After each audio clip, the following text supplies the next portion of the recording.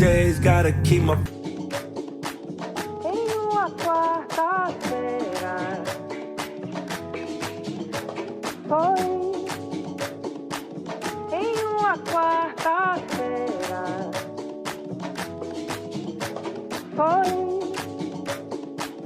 Em uma quarta-feira foi.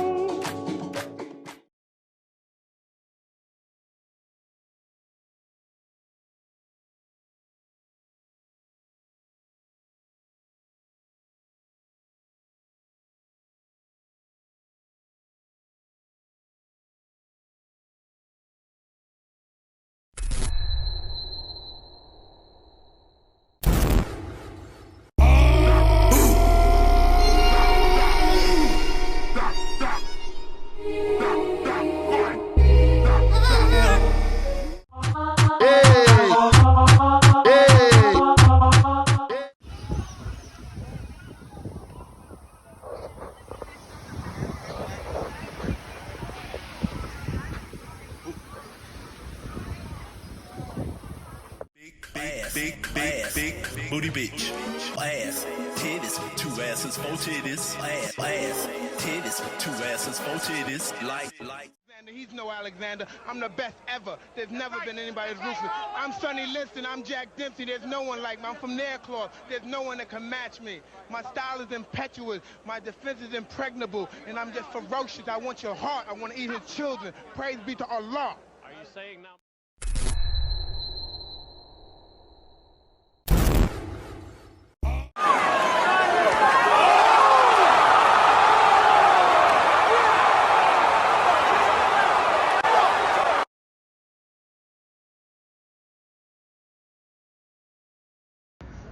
Two top things. Is Brazil safe? Is Brazil racist? Answer to both those questions is yes and yes. Is it more racist or more dangerous than, per se, USA? Yes. When you live or have a country that has no jobs, that equals crime. People are going to find a way to make money by any means necessary. You might have some people say, well, I stayed in Copacabana. I didn't see any racism. I didn't see any violence. Well, Copacabana is one of the most guarded places in Rio de Janeiro because of tourism. They want to keep everybody safe in that location. So that's why I always suggest, as a first timer, or if you don't know Portuguese, always stay in Copacabana because it's the most safest. But don't get it wrong. There are favelas near and deep inside Copacabana. One of those favelas is Vidigal. Now it's pacified. Pacified or pacification, it just means that it's now safe. Back in the early 90s, it was a big massacre there of Afro-Brazilians. So you might want to Google or YouTube or look that up. It was a massacre, basically. So that shows right there, a massacre of just one race of people, that's racism. Also, if you haven't noticed, when you come to Brazil, you mostly see Afro-Brazilians or black people doing the low-end jobs. That's like cleaning, being a guard, little jobs like that. You never see them in high positions. And if you do, they're very few. And you got to keep this in mind. Being American, in the U.S., we had a civil rights movement. We had a black movement, a strong movement. Brazil never had that.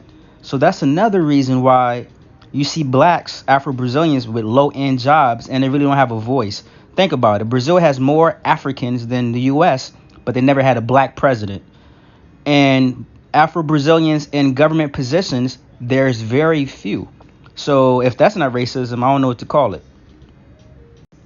Also here in Brazil, they do have a lot of protests about racial discrimination, but it's just a protest. So it's just a bunch of people talking. And we all know by now what makes things happen is money. And nothing happens here because most of the Afro-Brazilians don't have any jobs, so they have no money. Here's an example. I don't know if you know about her, Marielle Franco. She was in political power. She was trying to start like a LGB, ABCD, movement. Also, discrimination against blacks. And she got killed. She got basically murdered. and her driver. And as you see, there were 6 witnesses. Her murder is still unsolved. So this shows you that a couple of things. It shows you that in Brazil, it is a man's world. So they don't want to see a woman, especially a black woman, trying to make a new movement for something that hasn't existed in Brazil before. They're not going for that. So they had to shut her up. So she's dead, and unfortunately, it's still unsolved. You could say, well, in the U.S., we have 2 places, New Orleans and Chicago, which are probably the 2 murder capitals in the U.S. So, no other country probably is worse as that. Well, Brazil is. Brazil is almost the same size as the U.S. And don't forget, Brazil has favelas everywhere. And what I said before, any place in the world when there's no jobs equals crime. People are going to find a way to make money and to live and to survive.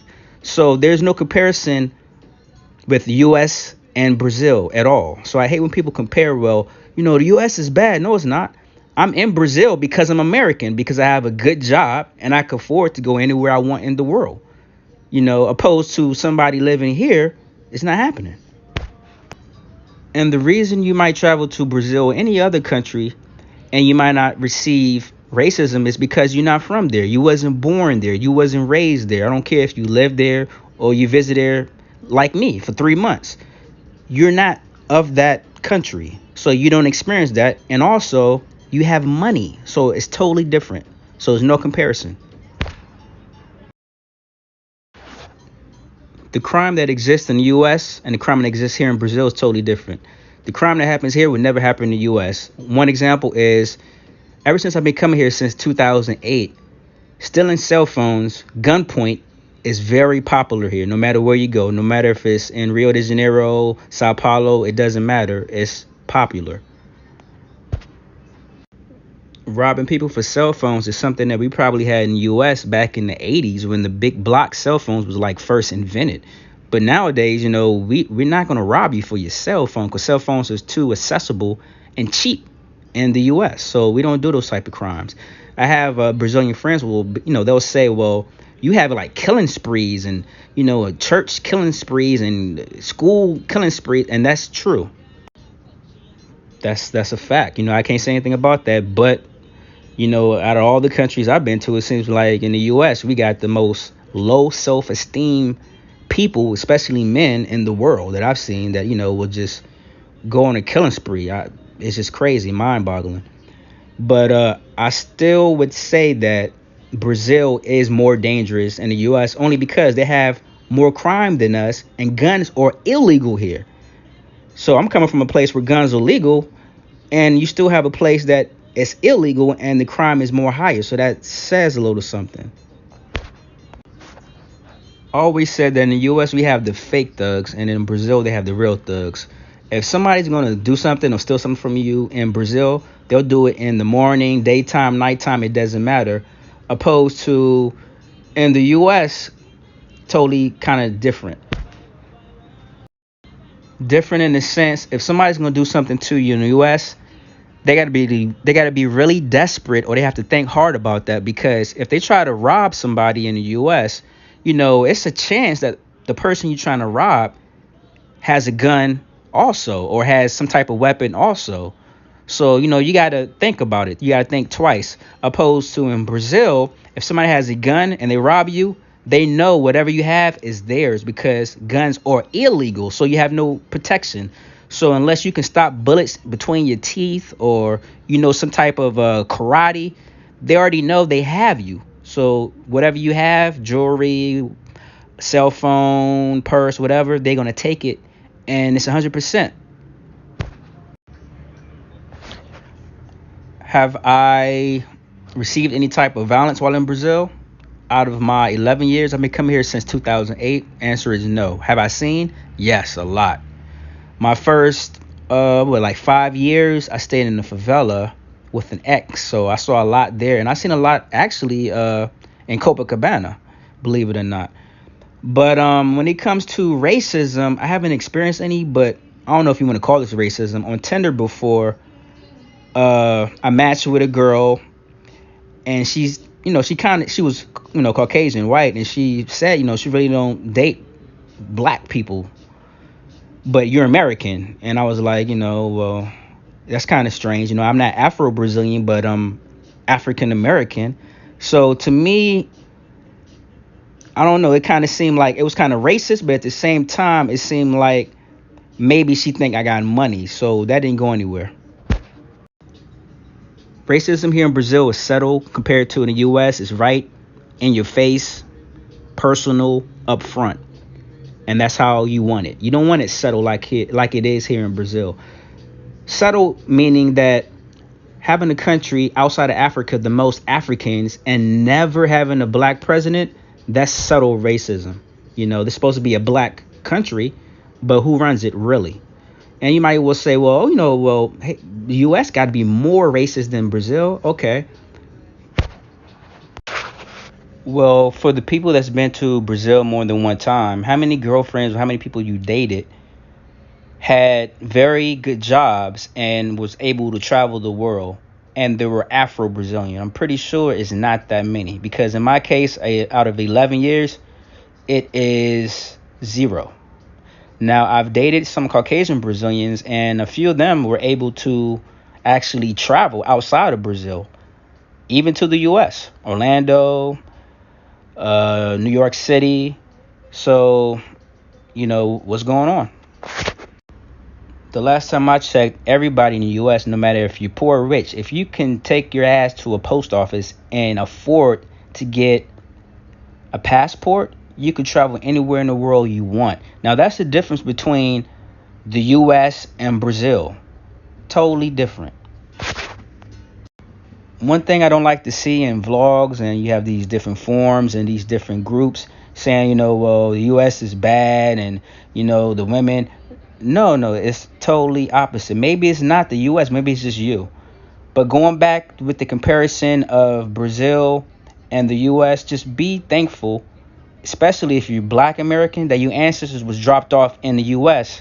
and not in South America and Brazil, because you wouldn't be able to travel.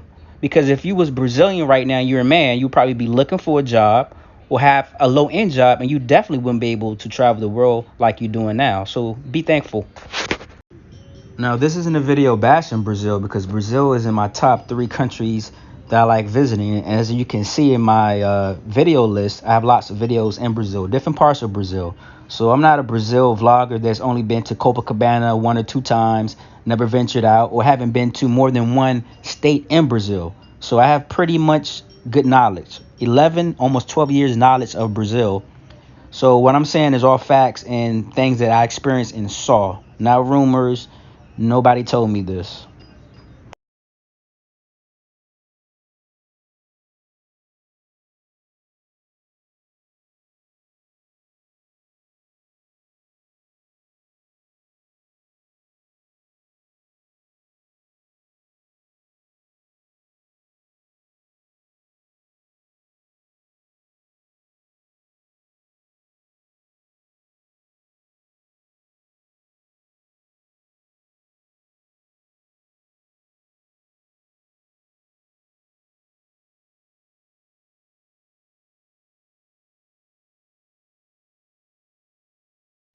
If you're thinking about going to Brazil, if you only been to Brazil 1 or 2 times or a handful of times, you've been to Copacabana, this video is for you. Because if you like myself, 11 going on 12 years, extensive knowledge of visiting Brazil back and forth, then you should know the things I said are facts or true. If you're a vlogger and you only been to Copacabana, come on now, you gotta think that's a little bit of silliness to express what you really think of Brazil or of Rio de Janeiro, because really you didn't really experience that much to give your opinion of. You need to go outside of the tourist zone, and most of all, you need to go outside of Rio de Janeiro. It's more to Brazil than Rio de Janeiro. Rio de Janeiro is, I would say, the gateway, so that's the place you should go first. But after that, after your 3rd or 4th time, whatever, you should venture out and go to more places to be more experienced, or a more experienced vlogger, to talk about the things that go on in Brazil. Being a world traveler, traveled to all continents except for Australia. I'm not going to listen to somebody that's only been to a certain area and the place I'm trying to visit. Using my common sense, that doesn't make sense. I don't want to take my advice from somebody like that. Finally, some things you can do when traveling abroad. As you seen in the beginning of the video, I had a belt, and inside the belt has a zipper where you can keep coins. You can keep also your money. So that's a good stash away spot. And this is traveling anywhere abroad.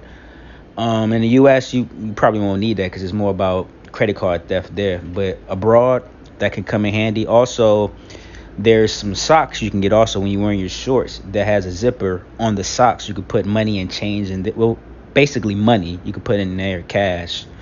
And both those things you can get on Amazon.com. I think the socks was like $10. The belt was like $15. So that's something to keep in handy, especially when you're wearing your shorts and you don't want anything heavy in your pockets besides like maybe a cell phone or something like that. You can keep your money, your cash. So that's the way.